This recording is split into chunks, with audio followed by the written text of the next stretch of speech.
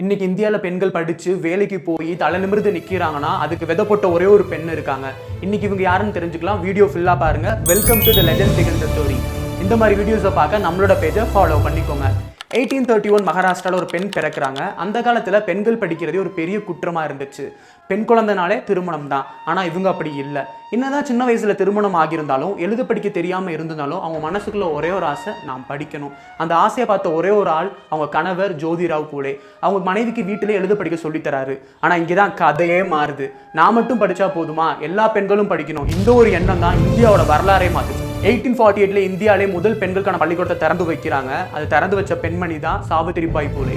ஒவ்வொரு நாளும் பள்ளிக்கூடத்துக்கு செல்லும் போது நிறைய அவமானங்களை சந்திச்சாங்க. கல்லால் அடிச்சாங்க, சாணியை கரைச்சி ஊத்துனாங்க. ஆனால் ஒரு நாளும் விடாமரிச்சே கைவிடலை. இன்னைக்கு டாக்டர், இன்ஜினியர், லாயர், டீச்சர்னு எல்லா இடங்களும் பெண்கள் இருக்காங்கன்னா அது விதை போட்டது சாவித்திரிபாய் பூலே. இந்திய பெண்களுக்கு கல்வி கிடைச்சது ஒரு இன்சிடென்ட் இல்லை, அது ஒரு பெண்ணோட தன்னம்பிக்கை, தியாகம், விடாமுயற்சி.